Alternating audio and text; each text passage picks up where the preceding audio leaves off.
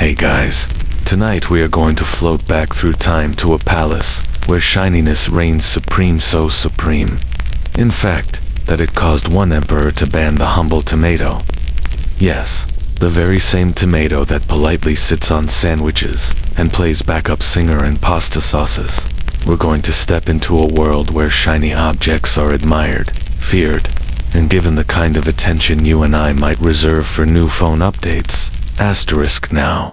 Here's the little catch. This is not exactly the kind of kingdom you'd want to live in, full-time, between the endless etiquette rules, uncomfortable trousers, and a suspicious lack of ketchup. You probably wouldn't survive this setting unless you're unnaturally good at bowing and pretending to adore boiled cabbage. Asterisk. So, before you get comfortable, take a moment to like the video and subscribe, but only if you genuinely enjoy what I do here. Asterisk. And if you're feeling social, leave me a comment with your location and the local time right now. Always enjoy imagining this story drift across the globe, from morning coffee tables to midnight pillows. Asterisk. Now, dim the lights, maybe turn on a fan for that soft background hum, and let's ease into tonight's journey together. Asterisk. You stand at the gates of the Emperor's palace, where the sunlight is bouncing off every available surface like this entire building is auditioning to be a disco ball. The guards don't even wear plain armor. Theirs is so polished you could brush your hair in the shine of their chests.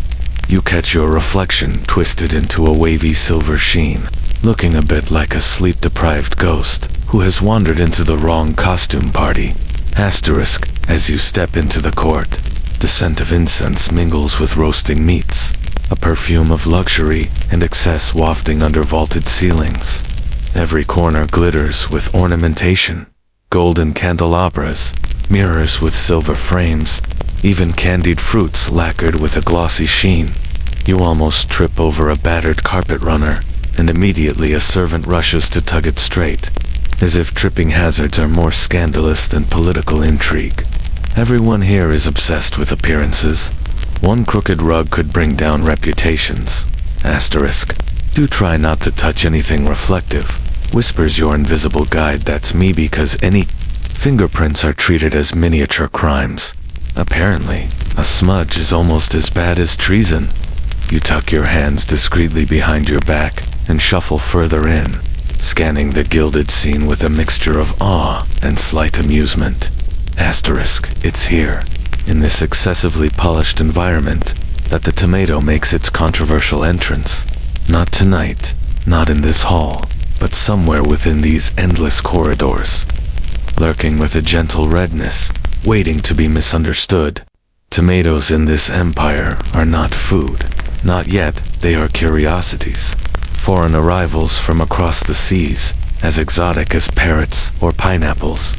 Their glossy red skins glint more brightly than rubies under torchlight. And that, for this particular emperor, is a major problem. Asterisk. For now, though, your task is simple. Take in the scenery. Courtiers are lined up in robes heavy with embroidery, each shimmering like walking treasure chests, muttering under their breath about palace rumors. One fan lifts, another drops, and suddenly you hear someone gossip that a tomato was spotted in the royal gardens. Gasps ripple across the hall. One guest whispers, with the seriousness of someone delivering an important prophecy. They gleam. Tomatoes. Asterisk. Gleam. Asterisk. Double quotes. Truth, rumor, or nonsense, you can't tell. What's clear is that shine is a matter of life and death here. Asterisk. You imagine, just for a moment, plucking a tomato and holding it high in this echoing chamber. Would guards faint in horror? Would the emperor thunder about insolence? Or would someone simply call it a jewel and claim it for the treasury? Historians still wonder if these shiny suspicions were based on genuine fear that tomatoes were associated with poisonous plants, or if it was simply a matter of personal taste, polished into a strict royal decree. Asterisk. Either way, you should tread lightly. Your shoes squeak softly against tiled floors, amplifying into a sound that threatens to echo intruder across the space. You glance at a massive gilded mirror on the wall. Behind your own reflection, distant servants move like shadows. Trays balanced impossibly high with fruit that is conspicuously asterisk, not asterisk, red and round. Apples. Yes. Pears. Certainly. Melons by the trayful. But tomatoes.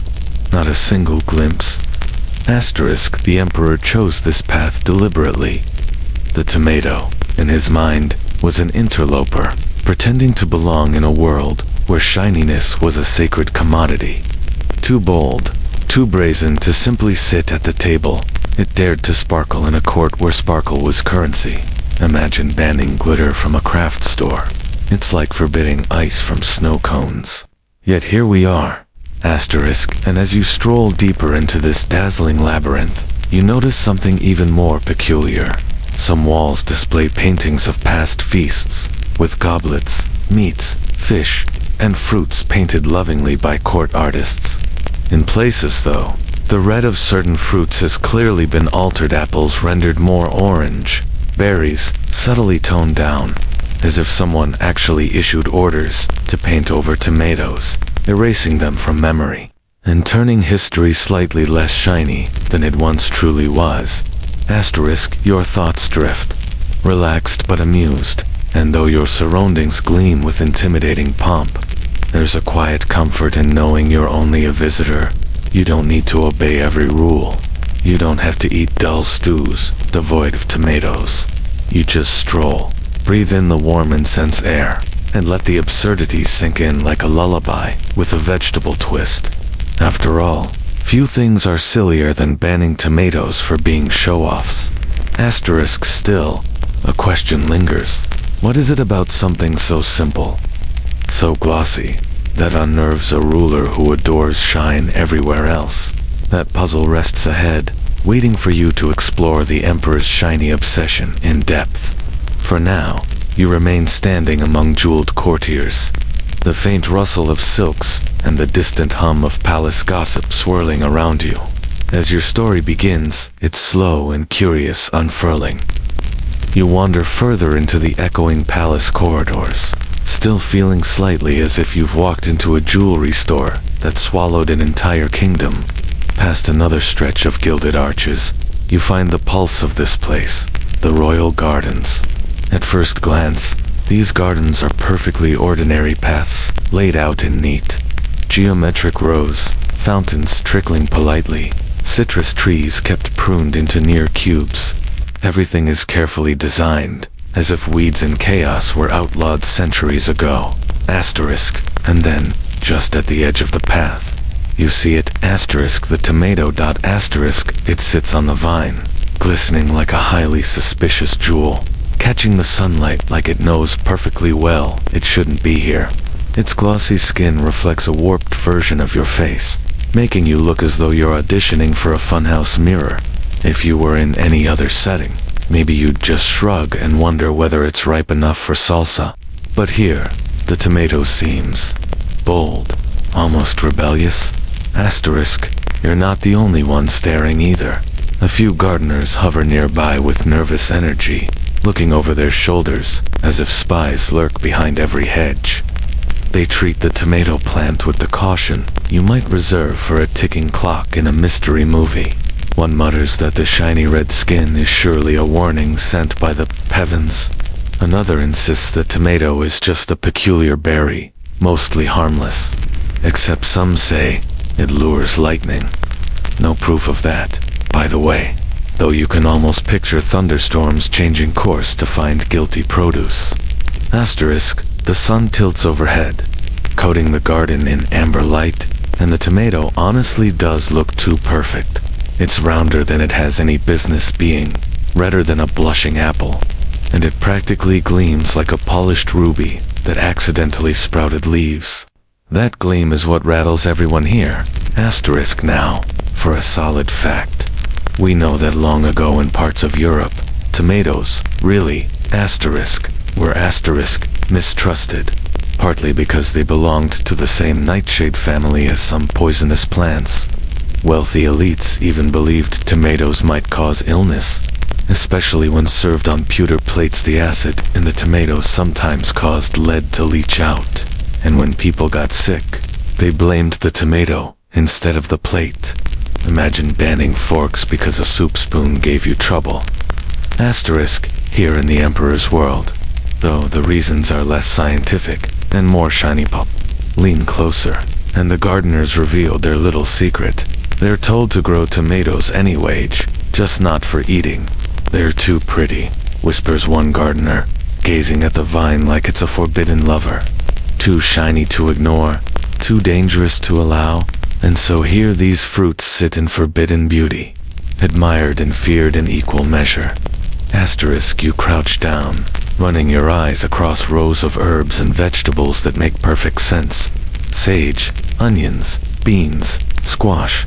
Everything looks modest and respectful, blending into nature. And then the tomato interrupts, loudly sparkly, like that one guest at a pajama party who shows up in sequins. Asterisk. Historians still wonder if this tomatophobia stemmed from deeper symbolism. Was the emperor worried about foreign imports unsettling local traditions? Was shininess itself suspicious, unless he controlled it? Or did he simply dislike the idea of competition, worried a fruit might outshine his crown jewels? Nobody knows for certain. All the fanciful theories remain, ripening on the vine of imagination, like the very fruit in front of you. Asterisk, as you wander deeper into the gardens, birds chirp with lazy confidence, filling the silence of uneasy gardeners. The emperor himself, you sense, doesn't stroll here often, otherwise these tomatoes wouldn't still be clinging to their stems. Somewhere inside, he issues proclamations, while outside, the tomatoes quietly continue their shiny rebellion. Asterisk, the air carries the scent of damp soil and flowers, earthy and calming.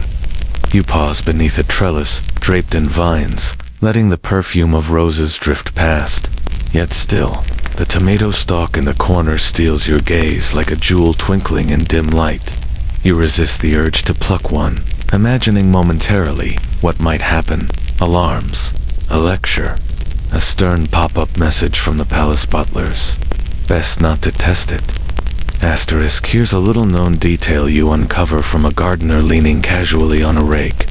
The emperor has forbidden tomatoes at court, but rumor says he secretly allows them in the kitchens for decoration.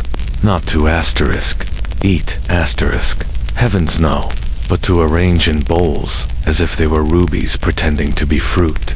Bowls of tomatoes, never tasted, never touched, simply admired for their excessive gleam. You picture a solemn banquet table, adorned with tomatoes, treated like crown jewels. Nobles pretending not to drool quietly into their sleeves. Asterisk, you reach the far end of the gardens, where the sunlight dwindles and the fountain splash softens into evening calm. The gardeners return to their planting, murmuring about trimming back the tomatoes' leaves so it doesn't look bold. From here you can see across the walls, to rolling fields dotted with workers harvesting plain, honest vegetables, the kind you'd actually eat. Those fields feel freer, lighter, less polished. Here though, in the emperor's polished garden, one tomato gleams alone, like a ruby in a crown too heavy to wear. Asterisk, as the last rays of the sun stretch across the courtyard, you sense that this strange red fruit will keep appearing on your path. It isn't just food. It's a mystery, an argument, a forbidden sparkle. In this palace of shine, tomatoes shine a little too much, and that's exactly why your story has only just begun. Asterisk, the evening slides gently into night, and you're guided toward the great dining hall. If the gardens whispered about the tomato's presence, the banquet makes its absence scream. The room is enormous, echoing with footsteps, chandeliers dripping with crystals, and long tables lined with dishes that look like artwork, except not a single one includes the bright red fruit you're now quietly obsessed with. Asterisk, you slide into a polished wooden chair near the center, the kind of seat that creaks disapprovingly, even at the suggestion of getting comfortable. Servants glide about like clockwork, carrying trays of delicate breads, roasted meats, golden pears, and soups the color of sunset. But here's the joke. Without tomatoes, all the food looks a little shy. Like every dish is quietly apologizing for being incomplete. Asterisk, the absence is glaring. When the roast lamb arrives, it's smeared with an herb paste that practically sighs, "We wanted tomato sauce," but the emperor said no. The stews are brown, beige, polite, impeccably seasoned, but visually dull. Even the soups feel like they're missing something. Your tongue half expects a playful burst of acidy sweetness, and it never comes. Instead, you get turnips. So many turnips. Asterisk, you lean back, watching the nobles attempt to pretend everything tastes wonderful. One picks at her plate and remarks, "Ah, so balanced." But her eyes flicker toward the empty garnishing bowl that once held red jewels of decoration. Someone clears their throat. Another loudly compliments the bread, overdoing it, like the bread's their new best friend. All of it emphasizes the same truth. Everyone misses the tomato, but no one dares say so out loud. Asterisk, historically, many elites treated tomatoes in similarly cautious ways for decades. Records show that it wasn't until the humble folk, the farmers, the everyday cooks in Italy and Spain, worked these fruits into sauces and stews that society finally realized, wait, this is delicious. For years, tomatoes were decorative curiosities in the dining rooms of the rich, uneaten. You're now watching history's delicate in-between stage unfold, the part where tomatoes shimmer but never reach the forks. Asterisk, the servants stream by, with dish after dish. You stare so much at the food that you swear a platter of roasted carrots blushes self-consciously. That's when you notice two chefs furtively exchanging glances from the kitchen door. The taller one raises his brows, as if to say, "Shall we sneak it?" The shorter one shakes his head dramatically and nearly drops a serving spoon, like a man rejecting a horrible crime.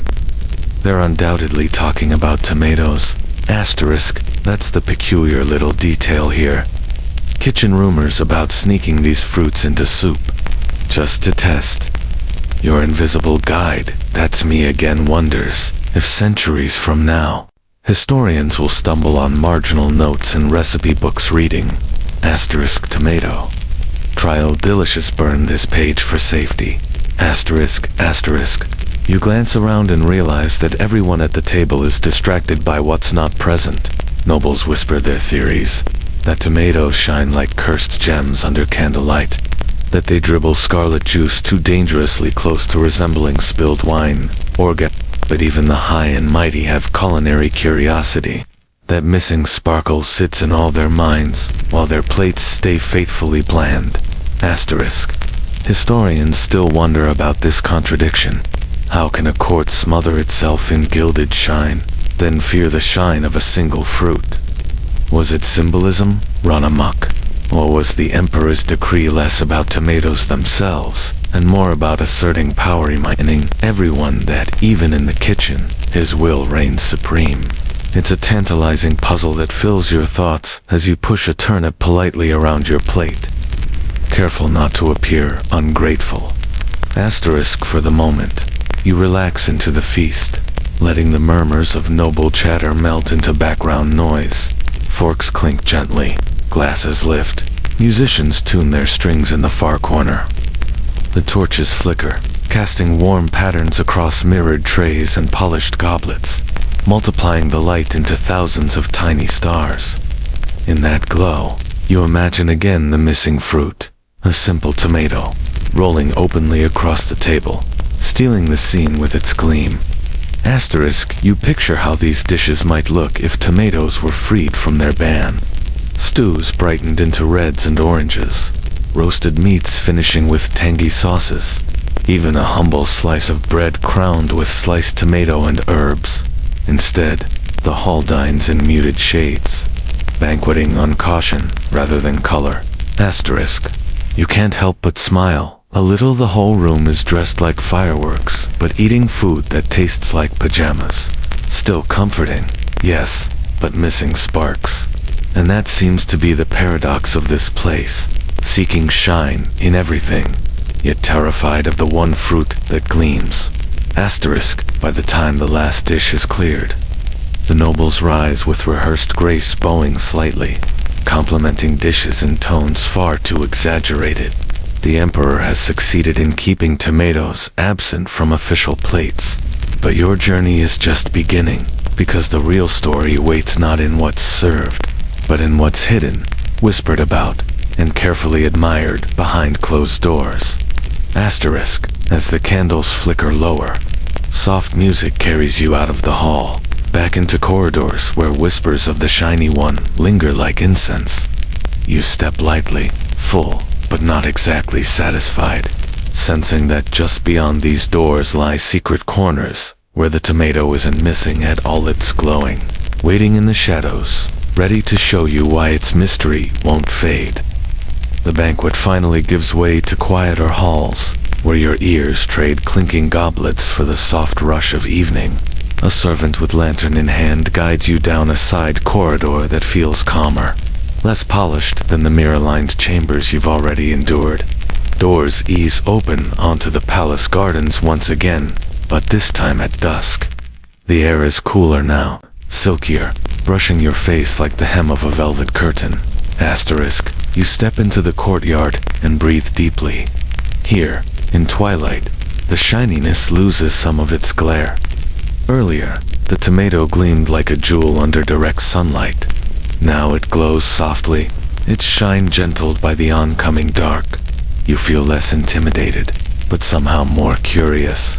The garden smell of damp greenery, a mix of earth and lavender, and you catch the gentle splash of a fountain somewhere ahead, echoing like the heartbeat of the palace itself. Asterisk, the gardeners are still here, whispering among the hedges, shadows stretching across their faces. Their movements are hushed, more conspiratorial now that night provides cover. As you stroll by, you overhear fragments. Asterisk, did you see how red it turned today? Asterisk, they really do look like jewels, no wonder His Majesty cowers. Asterisk, and my favorite. One rolled right off a table yesterday, chased me like a puppy. They laugh at that, but softly, as if afraid the vines themselves might overhear.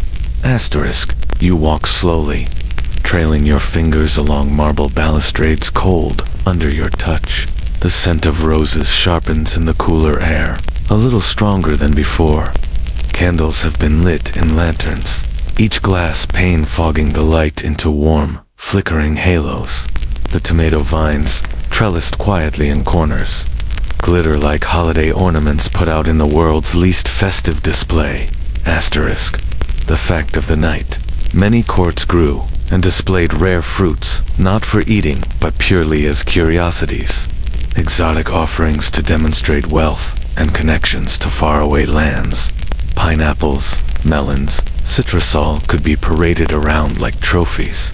Tomatoes easily fit this category, introduced into Europe from the Americas, carrying all the mystique of discovery and novelty.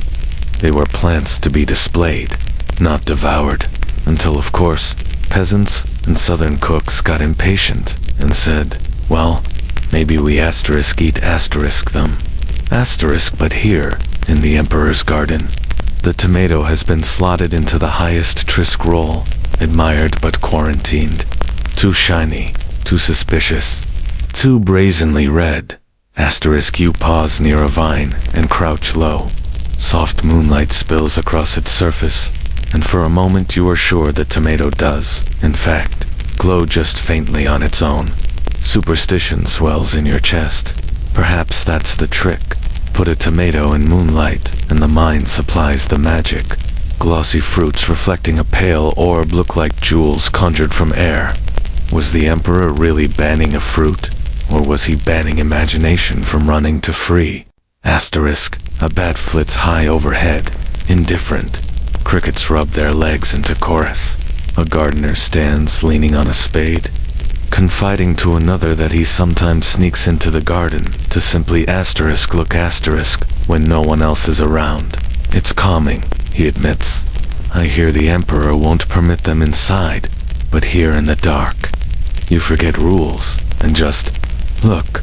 The other nods.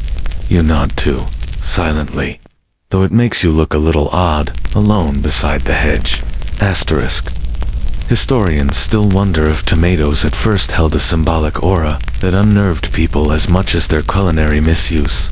Was it their redness too easily tied to themes of passion, blood, or omens? Or did they just arrive at the wrong time, too new and too strange for people already suspicious of foreign plants? What remains curious is how quickly the common people adopted them once they slipped from courtly quarantine. In gardens like this, though, the uncertainty still reigns, shining as brightly as those fruits in the moonlight. Asterisk. Across the courtyard, you hear a distant harp being played by some servant whose job it is to provide an eternal soundtrack to palace evenings. The notes drift lazily across the roses and fountains, blending with the soft hiss of leaves in the breeze. You walk toward a vine that's still heavy with fruit. Squat for a closer look, and imagine bringing the Emperor himself into this moment. Would he laugh, shudder, secretly pop one into his mouth when no one was watching? Asterisk. You're not sure, but standing here in the living hush of the palace garden, under the mellow glow of the moon, you sense that the tomato is far more than just a fruit denied. It's a mirror of this glittering, flaw-obsessed world, desperate for control, worried by the smallest of sparkles, yet unable to look away from beauty when it dares to shine. Asterisk. And so you linger, hands tucked together, the cool air settling calmly into your lungs. The rustle of leaves becomes a lull. The gleaming red spheres line the trellis like a string of oversized beads, and the question curls softly in your mind, as sleep might. Why do we fear what shines too boldly, even in a world drowning in glitter? Asterisk. The thought clings like fragrance as you step on, the garden unfolding around you in twilight hush, leading you further along the Emperor's contradictions. The gardens fade behind you, and the hushed air of night guides your steps back into the palace proper, where candles flicker against stone walls and shadows stretch long like sleepy cats.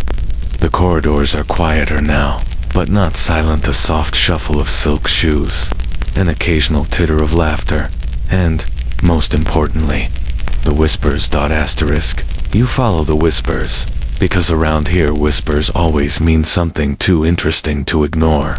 They lead you into a gallery just beyond the banquet hall, where courtiers huddle in tight clusters, gossamer sleeves brushing together like moth wings. The nobles are gathered in their favorite late-night sport, gossip. Asterisk. You're immediately swept into the swirl of speculation like a moth into perfume-scented air. Tonight's topic of obsession? You guessed it. Tomatoes. Someone lowers their voice dramatically, as though delivering a state secret, and says, I heard one gleamed so brightly under moonlight that the Emperor ordered a curtain thrown over it. Heads nod gravely, as if that curtain was the true savior of civilization. Asterisk. Another noble leans in, one rolled off a table, all by itself, he insists, eyes widening with theatrical sincerity. It went straight across the floor and bumped into a dog, chased it halfway across the hall. They say he takes a sip of wine, nodding to himself, entirely convinced by his own tale. You try not to laugh, because laughing openly in this room is the sort of thing that might accidentally cost someone their fashionable hat. Asterisk. Facts do twist strangely in whispered conversation. For all we know, that rolling tomato might have been nothing more sinister than a clumsy servant setting one down at a strange angle. But here in the gossip chamber of nobles, the tomato has already taken on the aura of a trickster spirit, half fruit, half troublemaker. Asterisk. Here's your historical anchor. Court gossip really did work like this. Small details spun into legends overnight, whether about politics, food, or someone's weird garden hobby.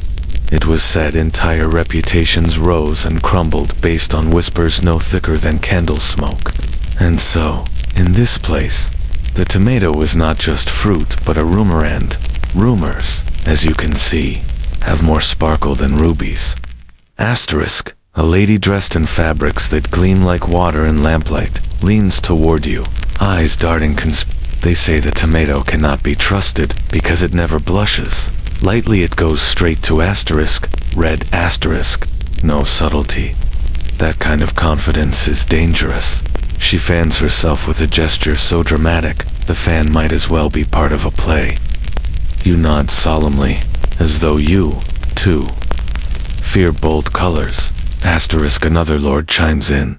Of course, the gardeners insist they're harmless, but what do gardeners know? Didn't they once swear that melons were lucky? This pronouncement is met with a chorus of thoughtful hums. The way people hum when they have no idea if it's true but don't want to risk sounding uninformed. Asterisk.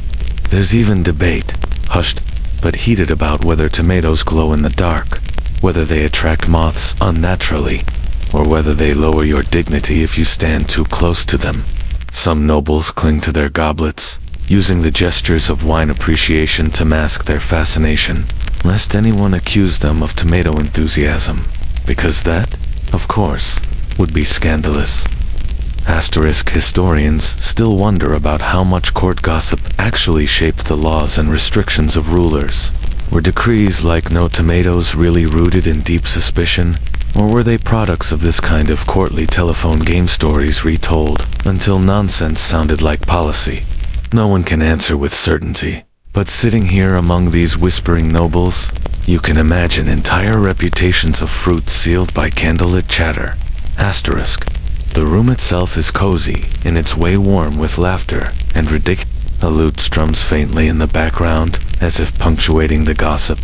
Your own shoulders relax, listening to nobles gasp at the idea of a tomato sneaking across a dinner plate like a scarlet outlaw. You suppress a chuckle, letting instead the drowsy calm of their murmurs fill your head. Asterisk. And as you drift deeper among their whispers, a curious thought tiptoes into your mind. Maybe the emperor's dislike of shiny tomatoes wasn't entirely his own.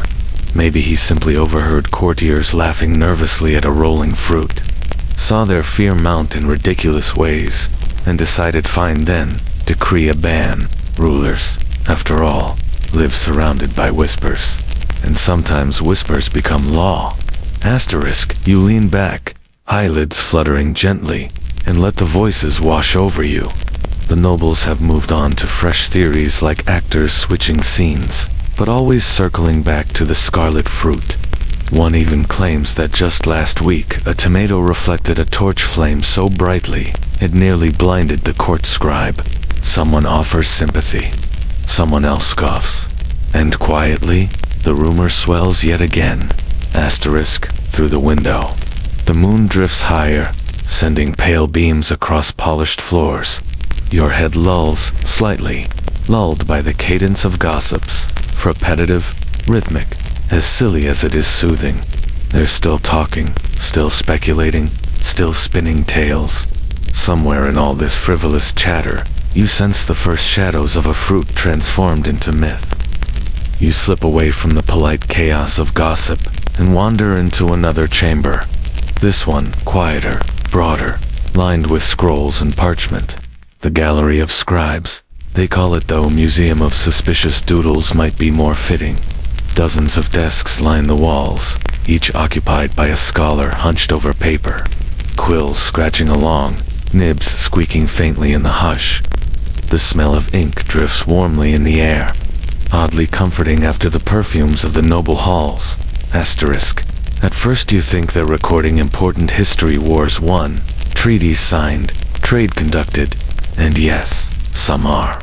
But most seem fixated on you, guessed it, tomatoes. Everywhere you turn, red blobs have been meticulously sketched in the margins, shaded lovingly with pigment, circles drawn again and again. The scribes treat tomatoes less like vegetables than like crown jewels to be catalogued. Asterisk. One man, with spectacles slipping down his nose, waves you over proudly. He unveils a page where a tomato is drawn beside a ruby, both labeled in elegant script. See, he says softly, nearly identical shine. He falls silent, as though he's just uncovered a cosmic law of the universe. He sets down his quill and probably expects applause. You nod encouragingly, as though you define this comparison groundbreaking. Asterisk. Another scribe has gone even further.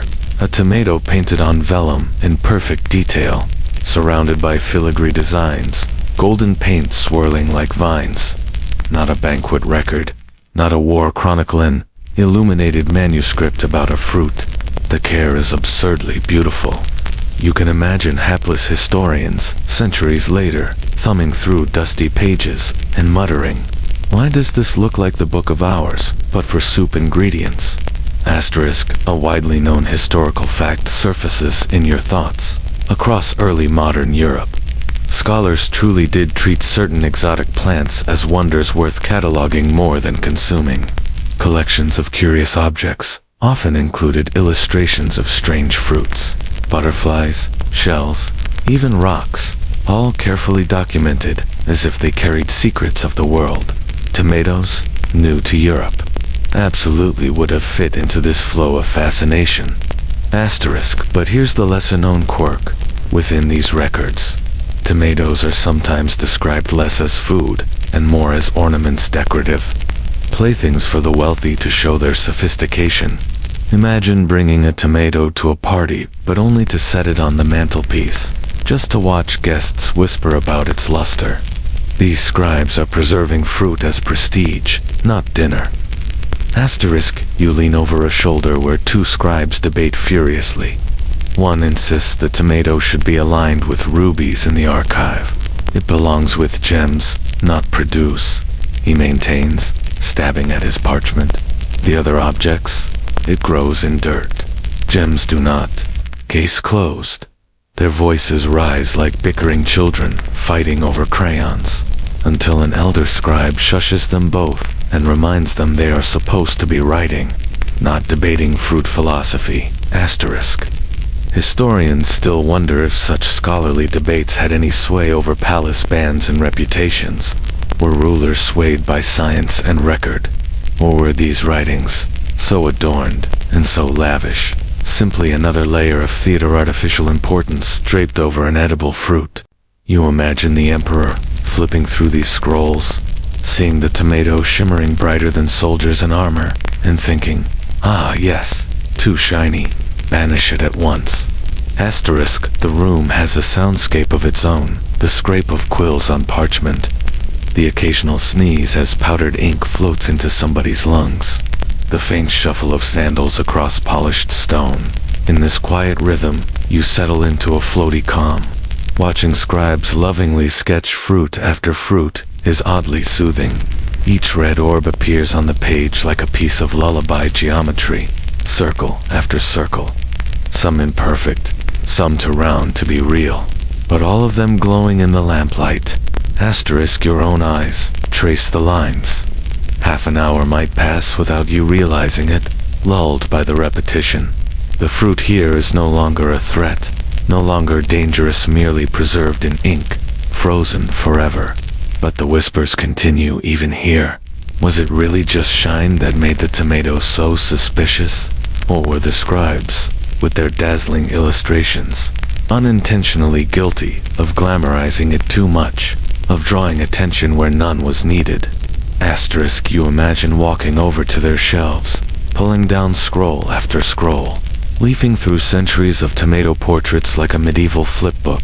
No two sketches alike, yet all suspiciously well lit, every tomato looking as though it belongs in a museum gallery rather than a salad. Asterisk. At last, the ink pots are capped, candles replaced, pages slip into bound volumes. Scribes, satisfied, shuffle off to their quarters, leaving their fruit doodles behind to outlast dynasties. You remain, lingering at one desk, gazing at a tomato painted with such devotion you almost expect it to wink. You feel a calm absurdity, hear that entire sections of the Royal Archive are less library, more fruit exhibit. And with that soft realization tucked into your mind, you step back into the corridor, the scratch of quills still echoing faintly like a lullaby behind you. From the hushed scratchings of the scribes, you slip back into air alive with horns and tambourines. Tonight is no quiet evening of steady, it's parade night. Banners ripple, drums echo slowly, and courtiers bustle like children before a fair. The emperor is stepping out to remind the city of his asterisk, very shiny. magnificence, asterisk.u. Join the crowd spilling into the main square. Torches are lit along every street, their flames mirrored by armor polished so obsessively it could signal ships at sea. Imagine an entire marching band made entirely of mirrors. That's what this looks like. Even the elephants brought out for display have gilded plates strapped to their sides, clanking like oversized jewelry boxes on legs.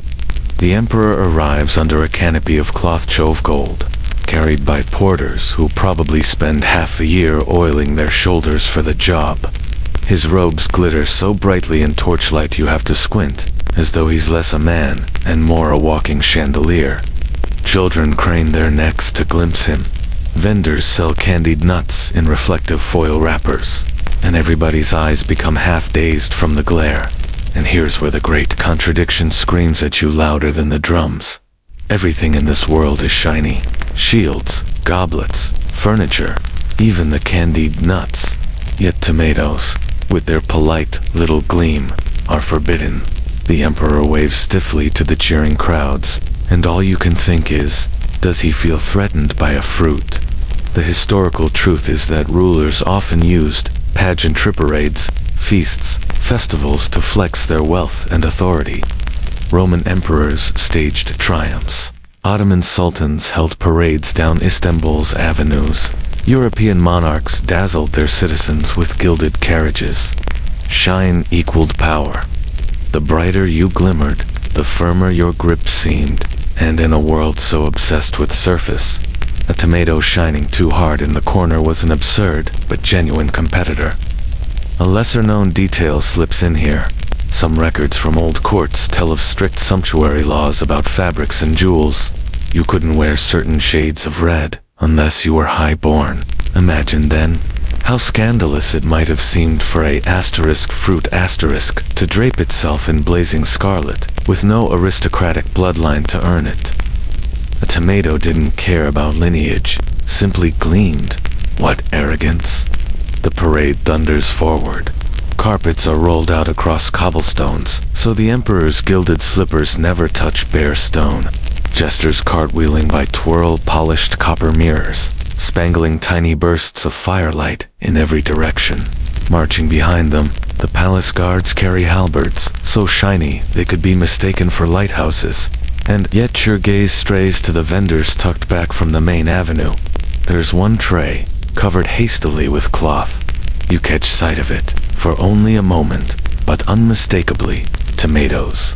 A merchant quickly drapes fabric back over the fruit, half grinning, half nervous, silently mouthing to you, forbidden, but beautiful. You smile faintly as the parade drowns the secret stall in cymbal crashes. The emperor, seated beneath his canopy, surely sees none of this. His face is serene but distant, a man rehearsing his legacy in every wave and tilt of the head. To him, tomatoes are unwelcome rivals in the spotlight. You imagine him waking from a nightmare, the fruit parading instead of him, a rolling procession of red globes met by applause. Perhaps he sweats at that thought more than any battlefield dream. Historians still wonder if bans like these were ever intended to last, or merely serve a symbolic function, flexing power over the little details of daily life. Maybe the emperor never even cared about tomatoes themselves, only about showing his control. But narratives grew legs, and soon the shiny little fruit became palace taboo, solidified into gossip and decree, all because shine was too widespread to leave unregulated. The parade rolls on, horns blaring, banners fluttering. The crowd cheers, but you sink comfortably into semi-drowsy observation.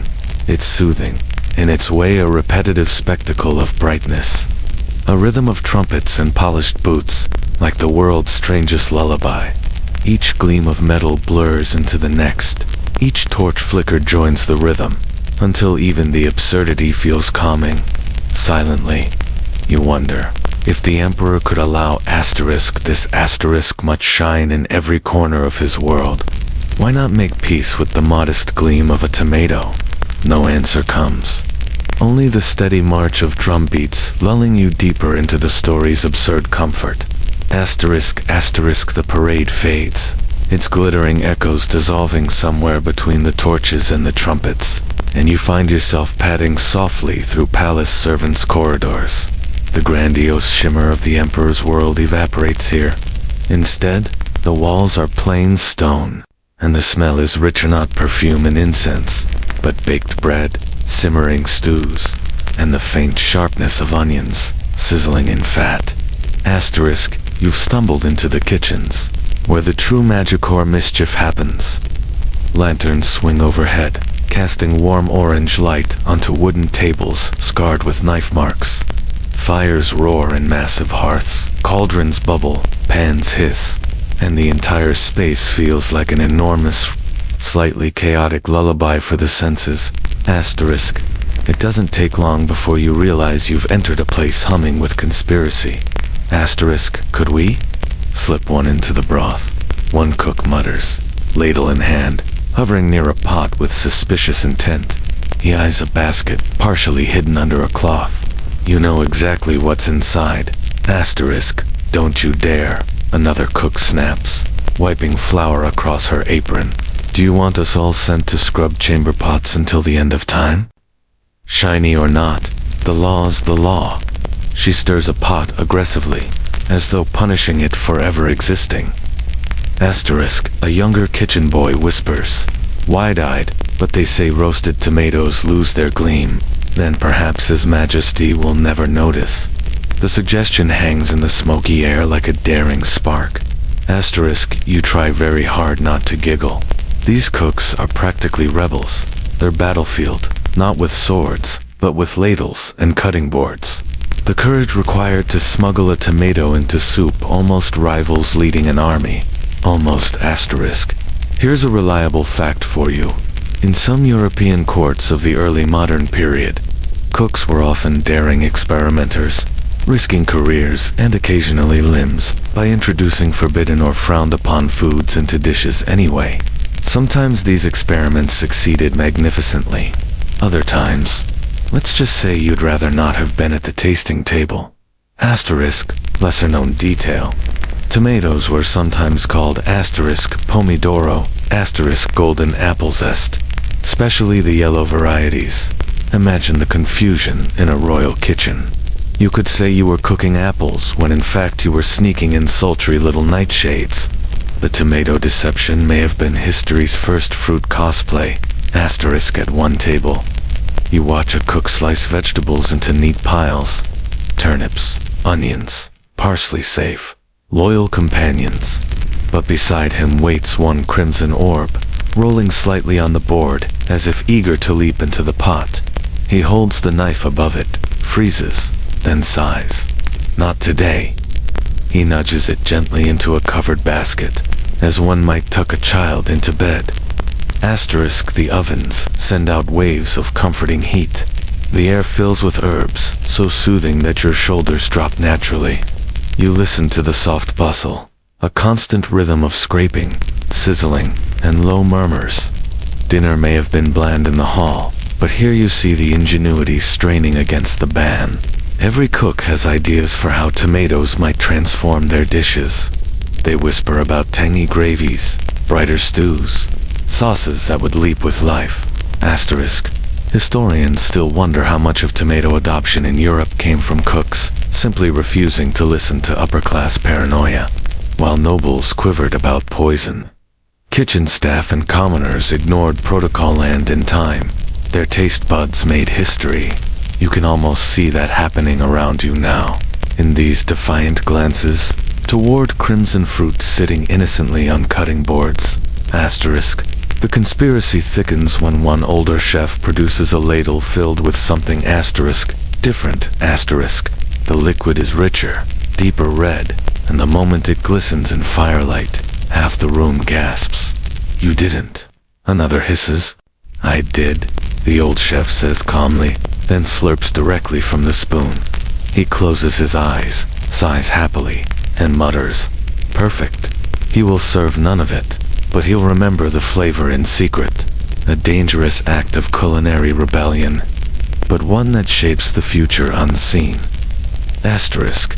And here you are, wandering like a silent observer, watching the story play out beneath the emperor's very nose.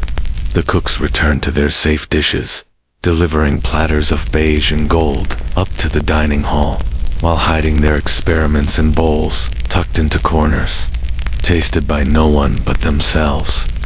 Asterisk. As you walk through the smoky, fragrant warmth, you feel the soothing absurdity swirl around you, a palace so devoted to shininess.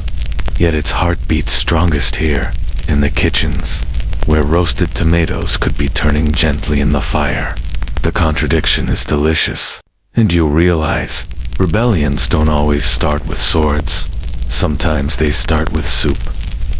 The warmth of the kitchens lingers on your skin as you step away, winding down through narrow corridors that slope toward the city gates. Night has deepened, but the streets beyond the palace are alive with a different glow, not chandeliers, mirrors, or torch-lit parades, but lanterns swinging gently above stalls, illuminating bright bolts of fabric, racks of herbs, bowls of spice, and the shimmering bustle of trade. Asterisk. You've entered the merchant's quarter, where Sheeny is less about ego and more about exchange. The chatter here feels freer than the careful murmur of courtiers, voices rising and falling like easy sea waves. Merchants from far-off lands haggle in half a dozen languages, their stalls cluttered with silks from the east, silver trinkets from the west, carved beads from Africa, and yes, piles of tomatoes stacked casually alongside onions and garlic, as if they were nothing more than easy groceries. Asterisk. At first you blink in disbelief. After all this palace drama, the fruit sits out here uninhibited, absolutely unbothered, glistening under lantern light, with no one fainting or fanning themselves faintly against the scandal. Asterisk. A woman with henned hands slices one open for you to taste. Its juices gleam like small suns, dripping casually onto worn wooden cutting boards. Sweet, tart, perfect for stew, she assures in a voice as steady as someone offering bread. Around her, other merchants nod as though this is obvious. Tomato paranoia hasn't reached this district. The fruit thrives here without fuss. Asterisk. The historical truth is clear. While elites dismissed or distrusted them, common merchants and cooks saw tomatoes for what they were: affordable and versatile. The Mediterranean climate in particular embraced them early, folding them into sauces and dishes that would one day define entire cuisines. Asterisk. The lesser-known, quirkier detail.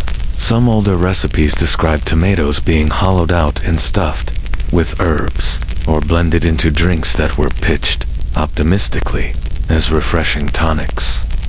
Merchant rumor even had it that tomatoes possessed softly healing qualities, cooling the body after spicy meals, or soothing the stomach like a charm in edible form. Whether or not that worked is anyone's guess. But a cooling tomato drink on a summer day does sound less like a cure, more like common sense. Asterisk. You stroll slowly past stalls where the fruit is piled high, nestled comfortably between figs, chickpeas, lentils, and cucumbers. There's no fear here, no superstition. One juggler even scoops up a few tomatoes, tossing them into the night air with casual grace, making them spin like round red stars before catching them again. The crowd cheers. No one screams about curses. Not a soul clutches pearls at the audacity of shiny fruit. Asterisk. Then, a whisper catches your attention. A caravan master, his voice low as he counts coins, mutters that in faraway lands across mountains and deserts tomatoes are not curiosity, but staple. In the New World, he says, drawing the words out slowly, they are the heart of sauces and stews, paired with corn and chili. No ruler there would consider banning them. His hands, lined from years of desert sun, caressed the table stacked with produce. His eyes twinkle like he has no time for royal foolishness. Asterisk. Historians still wonder how ideas of food value traveled, how something distrusted in royal palaces thrived elsewhere without drama. Did trade save the tomato's future? Did merchants spread its reputation faster than scholars could tarnish it? In moments like this, it's easy to believe so. Asterisk, the air is a perfume of roasted nuts, pepper, citrus peel, and faint smoke. Somewhere, a street musician stringing an oud begins plucking quietly, the sound curling through the alleys like incense. You walk slowly, carrying with you the comfort of this world that welcomes the fruit so openly. Asterisk, it's oddly soothing, really. The endless debates of the palace feel far away as you trail your fingertips over baskets of glossy crimson fruit. In this ordinary quarter of trade, tomatoes don't have to be royal challenges or suspicious curiosities. They just sit, ripe and humble, waiting for a hand to scoop them up. Asterisk, the merchant lanes taper into darkness, lanterns fading, leaving you with the quiet truth that all the emperor's shiny fears may never snuff out the fruit's ordinary life among common people. Here, nobody waits for imperial approval. They just chop the fruit, toss it into pots, and savor the result. You exhale, students of history and soup aligning in your heart. Sometimes change grows from below, in kitchens and stalls, while the rulers above carry on banning the impossible. Asterisk, the bustle of the market hums in your ears, even as you step back inside the palace walls. The air grows cooler, quieter again, with a faint echo of stone corridors replacing the cluttered liveliness of the street. Tonight, though you're called, not to gossiping nobles or hungry cooks, but to the scholar's chamber, a place where every idea, no matter how absurd, gets weighed under the solemn weight of philosophy. The scholars are gathered in a semicircle, surrounded by high stacks of scrolls and heavy tomes. The glow of oil lamps turns the room golden, flickering across long beards, ink-stained fingers, and eyebrows that seem to have developed minds of their own.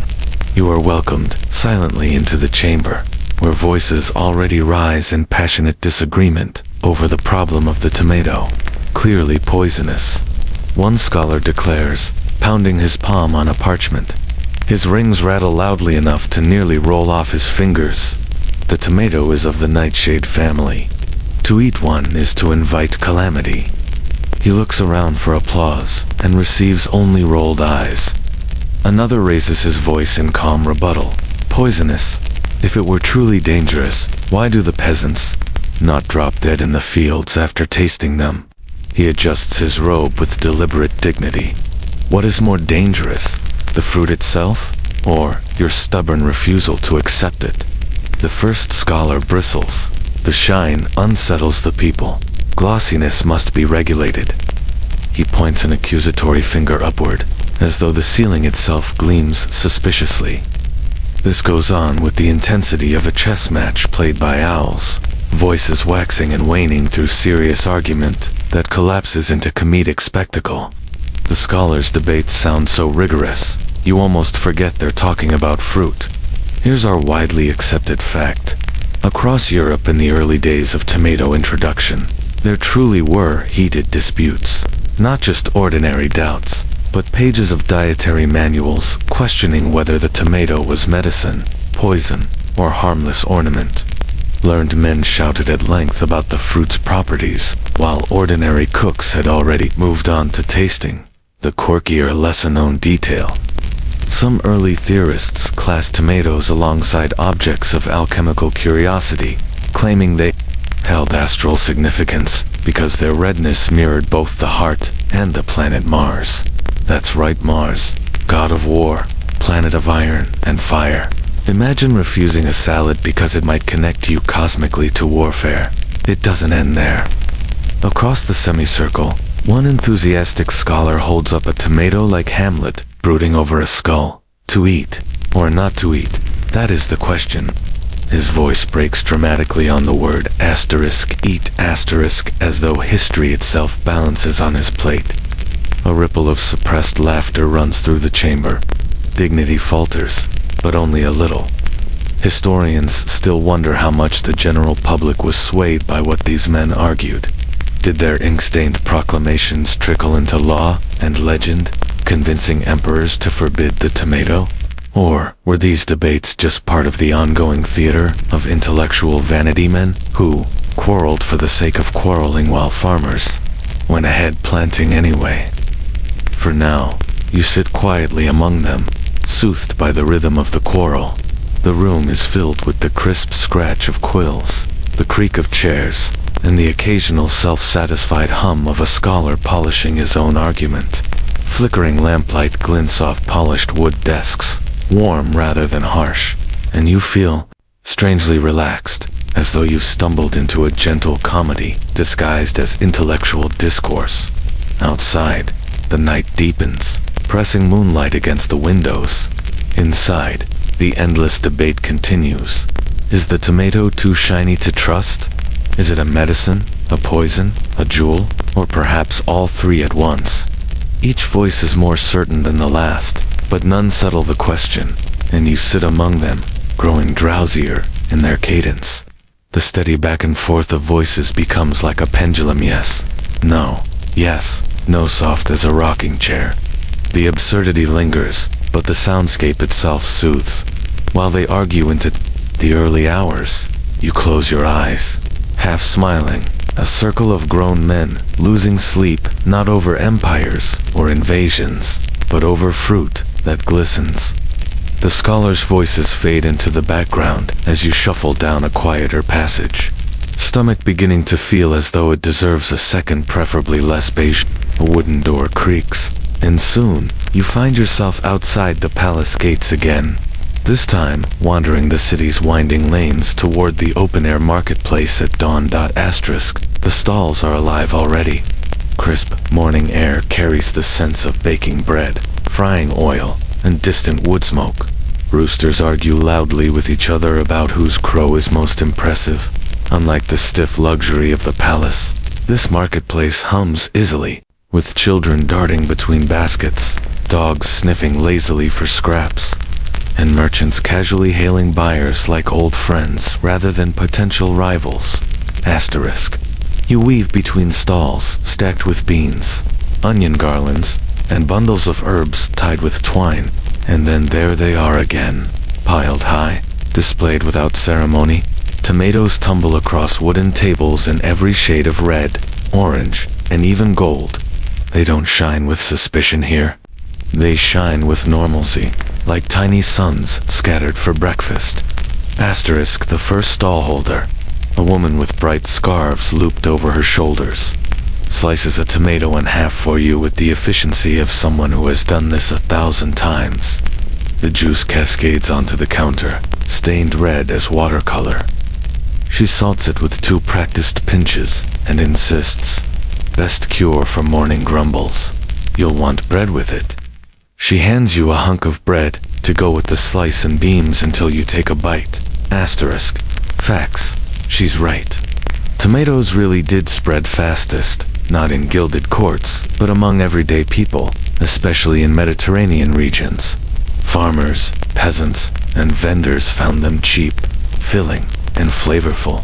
While elites debated poison and shine, the common folk just shrugged, munched, and kept planting more. Asterisk. Here's the fun. Lesser-known bit. In some early marketplaces, tomatoes were marketed a little like street tricks, cut open and displayed to showcase the bright, surprising flesh within. Visitors wrote about thinking they'd find dull or dangerous pulp, but instead discovering vivid, almost jewel-like seeds. Selling tomatoes was part food, part small, dramatic show. Asterisk. As you wander, you catch sight of a young boy juggling 3 small tomatoes like apples, while his father scolds half-heartedly. Another vendor has mashed them with chickpeas into a spread, offering samples on bits of bread. Some older customers roll their eyes. Never trust a fruit redder than a ruby, but others lick their fingers contentedly. Loyal customers of the tomato and its mischievous temps. Asterisk. Dogs beg under tables where juice drips down. Children lick tomato slices sprinkled with herbs like lollipops. The crowd is alive with tiny rebellions of flavor. No one seems cursed, blinded, or struck by heavenly lightning. Instead, you see only laughs, trade, and the gentle murmur of coins changing hands. Asterisk meanwhile, back inside the palace, nobles and scholars still whisper about curses and shininess, while out here tomatoes are embraced as if they are old friends returning home. Historians still wonder whether the fruit's survival into beloved cuisine was thanks to stubborn everyday people who were too busy eating to care about debates happening in ivory towers. Was it intellect or appetite that won the day? Silence never answers. The bread, however, is delicious. Asterisk, the sun crests higher, spilling gold into the alleys of the market. Your eyelids droop a little not from boredom, but from the rhythmic comfort of the scene around you. The hawkers call out the price of beans. A donkey brays stubbornly. Laughter ripples through clusters of shoppers, and the sound rolls together like a lullaby orchestra. Asterisk, you take another slice of tomato, salted and sweet, savoring its burst of sharp freshness. It's less rebellion and more camaraderie now. Out here, tomatoes aren't shiny threats, just morning food. And as you lean against a quiet wooden post, letting the sounds of trade and chatter swirl around you, you realize the truth. History doesn't always change in regal halls. Sometimes it changes here, casually, in markets. On bread. Asterisk, the market fades behind you, and by late morning, the palace bells toll you back inside. A drum roll of footsteps, silks brushing stone, and the rustle of officials signals you've reached a chamber of heavy doors. Elaborate tapestries, and uncomfortable chairs lined for ceremony. It's the audience hall, a place where proclamations are made, disputes resolved, and today, where you finally see the emperor himself take the stage. Asterisk, he enters with careful grandeur, as though each step has been rehearsed in 4 mirrors and approved by 3 advisors. Golden robes, polished crown, rings that sparkle like suns on every finger. You wonder briefly if he ever trips under the sheer weight of his outfit.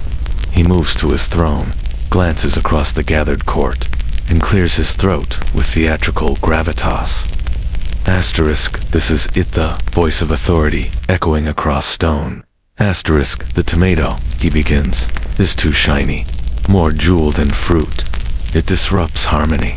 Therefore, it shall not grace our feasts, for its gleam rivals the rightful sparkle of my court. Asterisk, you feel the urge to raise a timid hand and point out the 50 chandeliers overhead, but you wisely keep still. Nobles nod along as though this insight is both profound and inevitable. Some even whisper appreciation. Asterisk, yes, we cannot let fruit outshine gold. Asterisk, one brave counselor coughs delicately and suggests, but sire, might the tomato not add charm if humbly served? The emperor's eyebrow arches in slow, patient offense. His voice flattens to a royal monotone. Charm is mine, not for fruit. Asterisk, there it is, laid plain before you. The decree is less about poison or superstition, and more about pride, in a world carefully manicured to place the emperor's shine at the center. No tomato may roll in with audacious gleam and risk stealing attention, if only for a heartbeat. Asterisk, historically, you recall, vanity and symbolism often guided rulers more than practicality. Monarchs controlled colors of fabric, decreeing crimson for nobles only, purple for royals, sparkling jewels restricted for their circles. The tomato ban fits comfortably into this universe of over-polished, tightly controlled shine. Asterisk, the lesser-known whimsical detail. Documents from other courts, no rulers fussing about entirely bizarre, cosmic order. One banished mirrors from outdoor feasts because they caused unruly reflections. Another scowled whenever parakeets chirped too loudly, declaring they undermined serene dignity. The emperor here, banning tomatoes for gleaming too confidently, doesn't actually sound that unusual, after all. Asterisk, as he speaks, his justification unfurls like an opera. Shiny fruit equals subversion. Subversion equals disorder. Disorder equals collapse. It's a straight line of logic, only if your mind lives permanently in a hall of mirrors. The courtiers, of course, lap it up, sighing and bowing, clutching pearls over the idea of a rogue fruit-toppling civilization. Asterisk. Historians still wonder, how much did people truly believe these florid pronouncements? Were courtiers genuinely convinced, or just pretending? Fearful of disagreeing with a ruler who polished shoes more than policies. Some sources hint that laughter lurked behind fans, while others suggest obedience was absolute not because of tomatoes, but because rules are easier to follow than to mock openly. Asterisk. You quietly soak in the spectacle. The emperor, perched on his seat like a bejeweled sunbeam, declares that henceforth tomatoes may exist in gardens, but never in halls, be admired, but never eaten. He says it with the solemn weight of someone issuing a law about land rights or naval defense. An entire room bows to confirm a fruit decree. Asterisk. And you, second person, wondrous it, almost amused at the absurd theater of it. The booming voice, the clinking jewels, the courtiers nodding far too eagerly.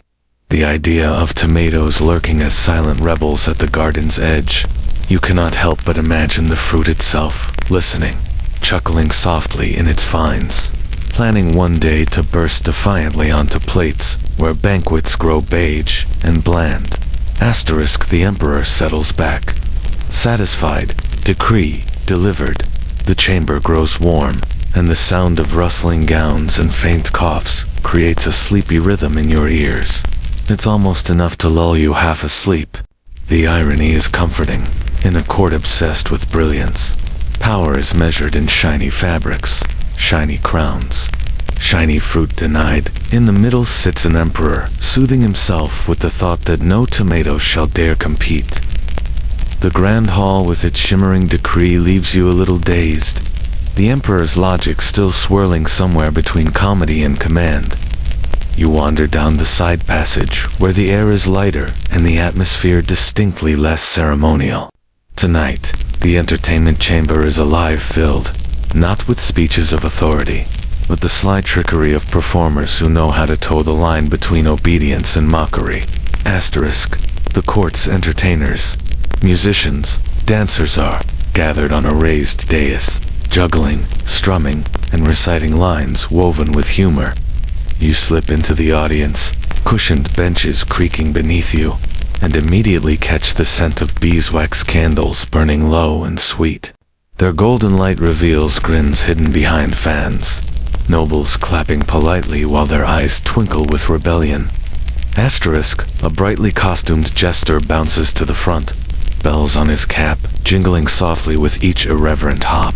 He waves a silver platter dramatically, uncovering it with a flourish to reveal an onion. Fear not, good nobles, he cries. Not a tomato. Too shiny, too bold, grew too brave.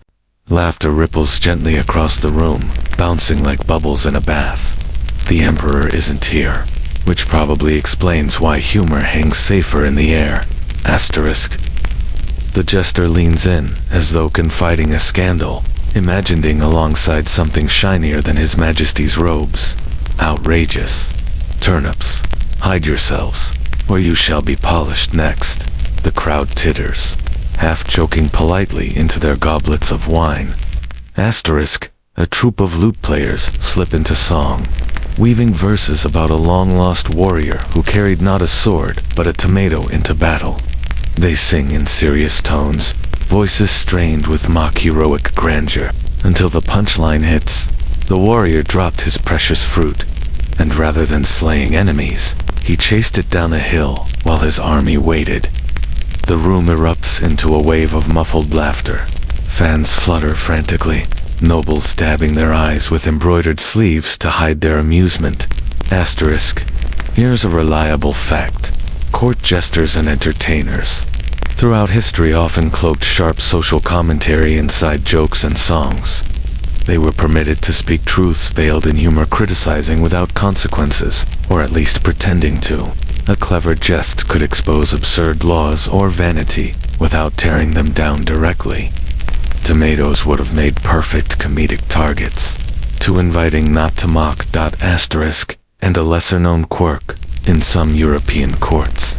Jesters and even playwrights sneaked vegetable metaphors into satire, using leeks, turnips, and onions to ridicule ridiculous courtiers. If you were smart enough, you'd catch the hidden jab. If not, you just laughed at the silliness. Tonight, the tomato finds itself as the newest comedic prop, rolling about the stage as though it practiced jokes for years. Asterisk, the troupe brings out masks. Caricatured faces of courtiers fretting endlessly. One mask, holding a red ball meant to mimic the forbidden fruit, runs screaming across the stage. What if it sparkles more than me? The crowd erupts, shoulders shaking, the kind of laughter that's not loud, but deep. Suppressed, but undeniable. Asterisk, historians still wonder how complicit were entertainers in cushioning these strange decrees. Did they soften ridicule into humor so the crown remained untouched? Were they subversives in bells and tights, undermining power slyly with every gag? The record never gives a clear answer, but judging by the merriment of this hall, it's safe to say the laughter covered more complexity than mere slapstick. Asterisk. The jokes flowed gently into music once again, tambourines jangling, violins threading soft melodies through the air. Performers balance between silliness and subtle critique, filling the night with warmth rather than rebellion. Your eyelids grow heavier, lulled by the lazy rhythm of string chords and the comfortable hum of laughter around you. Asterisk. And though the jokes poke fun at fruit and vanity, you sense a secret solidarity in the room. The nobles don't truly fear the tomato. They fear only being caught admitting it's ridiculous to fear a tomato. The jesters offer cover permission to laugh at forbidden fruit without ever saying so outright. Asterisk. The final act ends with a juggling routine. Brightly painted wooden orbs clack softly together, red, gold, and green mimicking tomatoes, pears, and cabbages. The crowd claps in a restrained but delighted way as the juggler lets a single red ball wobble purposely out of rhythm, rolling gently into the audience. A noble nearly spills his wine catching it, and the hall laughs just long enough to feel like defiance. Asterisk. The show ends, but you leave warmed and calmed, stepping back into quieter corridors, reassured. Even if emperors banish tomatoes from banquets, they cannot banish them from joke sand. Sometimes laughter keeps rebellions alive longer than ink on parchment ever could. Asterisk. The laughter of the entertainers lingers in your ears like the last fizz of bubbles in a glass of sparkling water. You drift down quieter passageways to a private alcove strewn with cushions and tapestries, a space designed for those reprieved from duty. Your eyes feel heavy, your feet grateful. With a sigh, you settle into a cushioned nook overlooking the garden. Candles burn low, the air smells faintly of beeswax and wine, and your body sinks into easy softness. Asterisk. You are not the only one collapsing here. A handful of courtiers, weary from bowing, gossiping, or pretending the emperor's decree was revolutionary, doze in corners. Murmurs fade into snores. It's dreamy, quiet, a little absurd luxury couches repurposed as naptime dens. And while your eyelids droop, your imagination begins to take over, pulling you into a vision so vivid it feels like another room opening around you. A banquet untouched by the ban. A rich table spreads before you, painted by fantasy rather than decree. Goblets glimmer, yes, but beside them sit bowls heaped with tomato stews. Platters of roasted meat shimmer beneath tangy sauces glowing saffron red.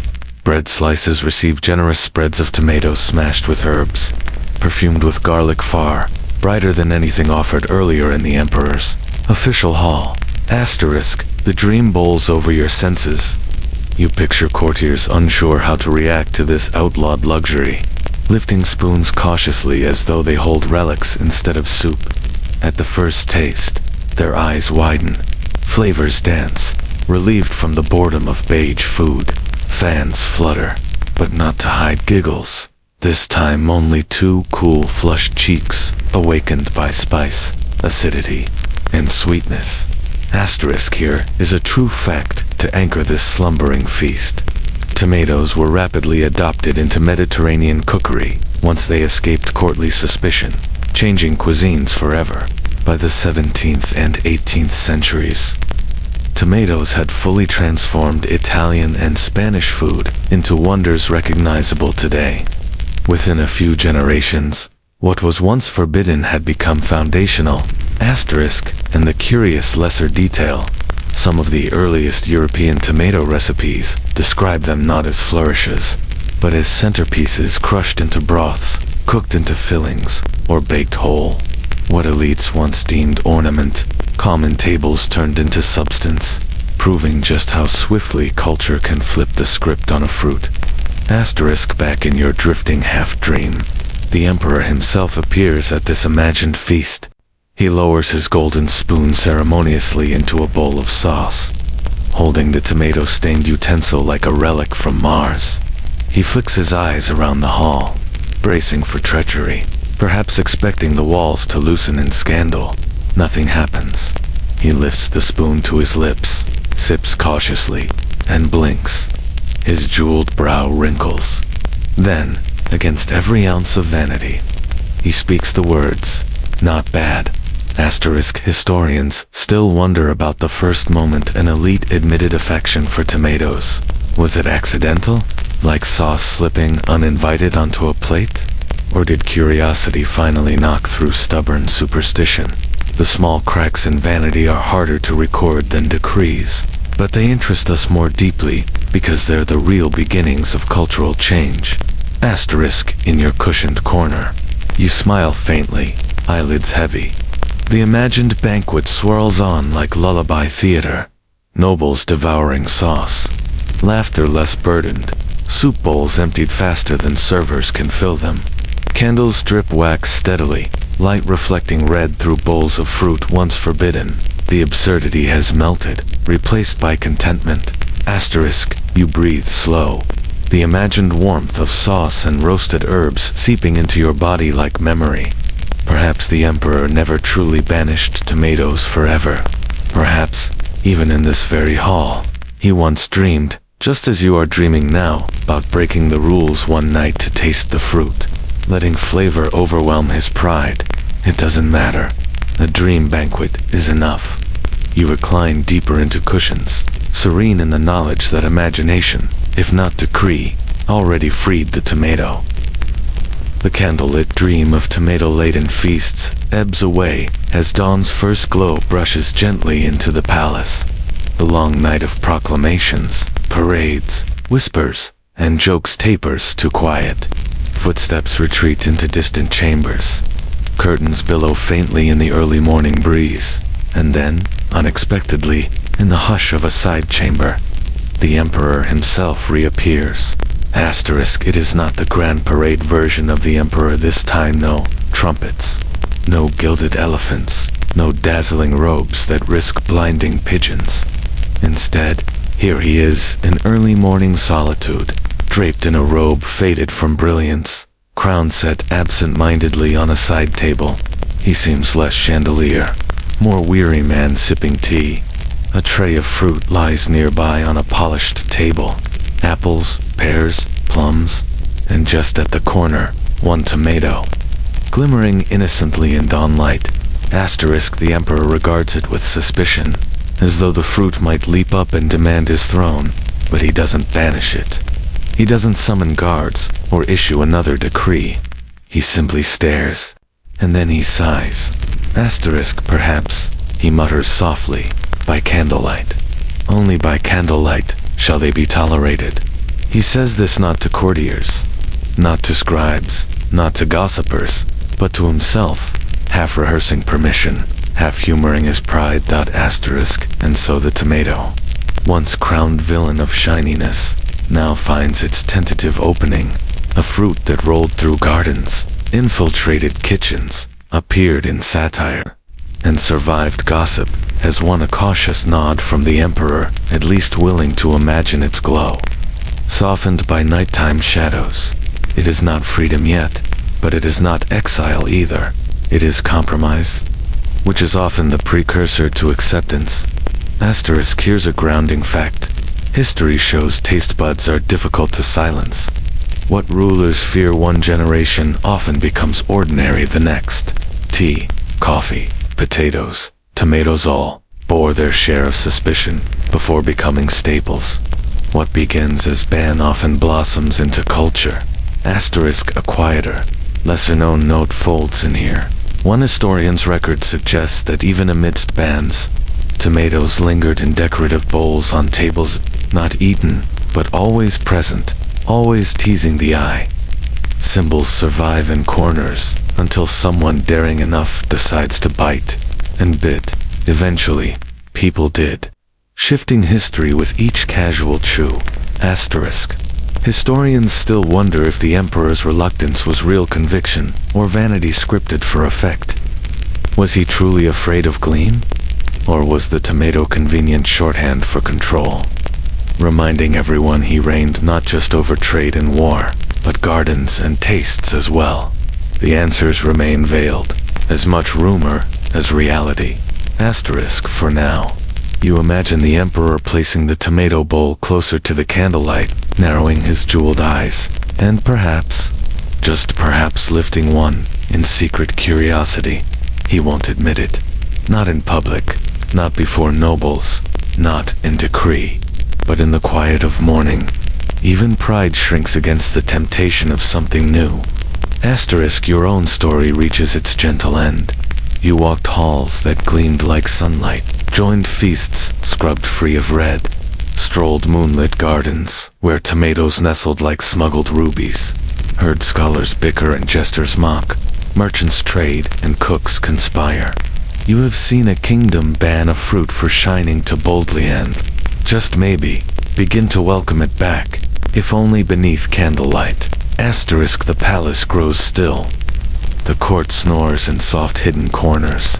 The emperor half smiles at his compromise, and you, steady observer, sink into the comfort of knowing that history eventually makes space for even the strangest of rebels, even for the tomato deemed too shiny. Asterisk, word count 1098 asterisk asterisk asterisk. Final wind down passage 300 words. Asterisk asterisk asterisk. Now your journey draws to its quiet close. Let the flicker of candlelight steady your thoughts. The echoes of parades and gossip soften into distant hums. You've walked far through corridors, polished bright, through kitchens simmering with secret conspiracies, through gardens where fruit gleamed too boldly for its time.